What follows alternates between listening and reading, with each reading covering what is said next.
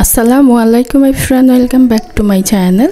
আর চলে এসেছি নতুন আরও একটা রেসিপি নিয়ে। আশা করছি আজকের রেসিপিটাও আপনাদের কাছে ভালো লাগবে। আজ তৈরি করব আমি বাটার গার্লিক এগ। চলে যাচ্ছি এখন আমি মূল রেসিপিতে। নিয়ে নিচ্ছি আমি এখানে 4টা ডিম।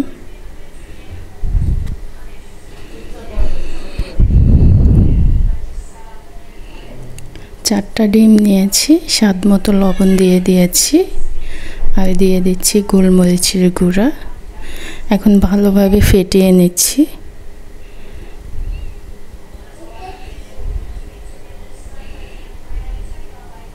ডিম ফেটানো হয়ে গেছে, এখন চলে যাচ্ছি রান্নায়। একটি প্যান বসিয়ে 1 টেবিল চামচ পরিমাণে বাটার দিয়েছি। বাটার গলে গেছে, এখন আমি ডিম দিয়ে দিলাম।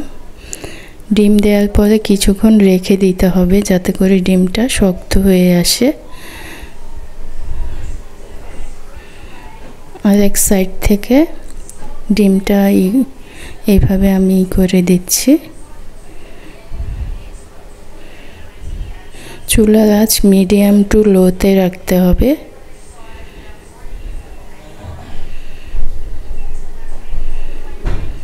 আমি একদম বেশি লোতে রেখে ফেলেছিলাম। ডিমটা একদম ভাজা ভাজা করা যাবে না, তাহলে খেতে ভালো লাগবে না।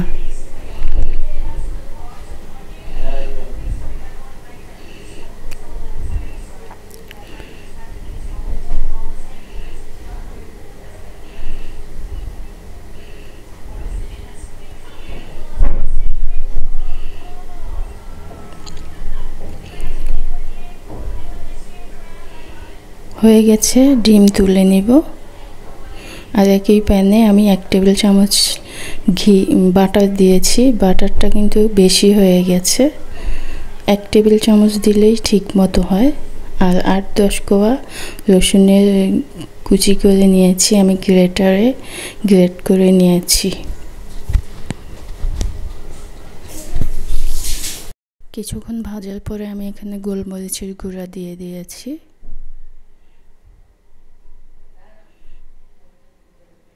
কিছুক্ষণ ভেজে এখানে দিয়ে দিচ্ছি 1/2 চামচ পরিমাণে কর্নফ্লাওয়ার দিয়ে কিছুক্ষণ একটু ভেজে নিব, 1 মিনিট মতো। বাটারের মধ্যে ভেজে নিয়েছি। এখন দিয়ে দিলাম 1/2 কাপ পরিমাণে লিকুইড দুধ।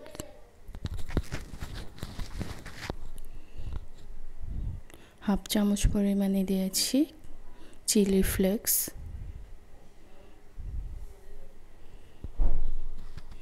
এখন দিয়ে দিচ্ছি এখানে ম্যাগির ম্যাজিক মশলা।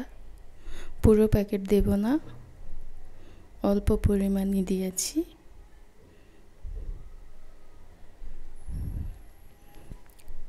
ধনিয়া পাতা দিয়ে দিলাম।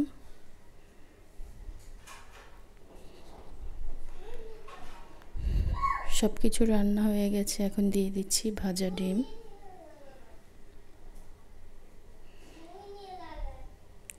ডিম দিয়ে ভালোভাবে মিক্স করে নিচ্ছি।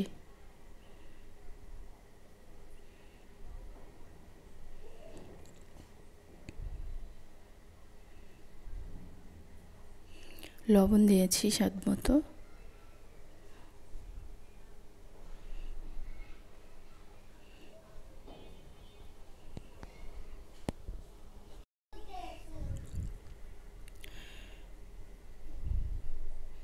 ভালোভাবে নেড়েচেড়ে মিশিয়ে নিয়েছি, আর আমার রান্নাটা হয়ে গেছে। আশা করছি আমার আজকের এই সহজ রেসিপিটা আপনাদের কাছে ভালো লেগেছে। ভালো লেগে থাকলে প্লিজ একটি লাইক দিয়ে দিবেন, আর যারা এখনও সাবস্ক্রাইব করেননি প্লিজ সাবস্ক্রাইব করে দেবেন। আজকের মতো এখানে বিদায় নিচ্ছি, আবার ফিরে আসবো নতুন কোনো রেসিপি নিয়ে। সে পর্যন্ত সবাই ভালো থাকবেন, সুস্থ থাকবেন। আল্লাহ হাফেজ।